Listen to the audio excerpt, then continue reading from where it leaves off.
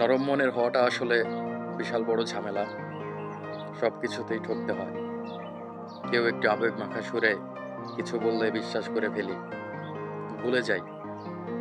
কেউ একটু আদুরে সবকিছু কেউ একটু আদুরে সুরে কিছু করে দিতে বললে যতই কষ্ট হোক করে দেই, মুখের উপর মানা করতে পারি না।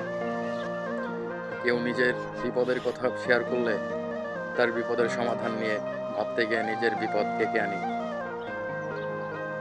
তবুও শেষ পর্যন্ত চেষ্টা করে যাই যেন তার বিপদটা উদ্ধার হয়ে যায়।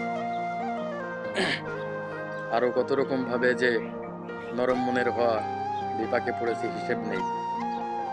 সবশেষে এই নরম মনের হওয়া যেখানে সেখানে ব্যবহৃত হচ্ছে এবং প্রয়োজন শেষে অবহেলিত।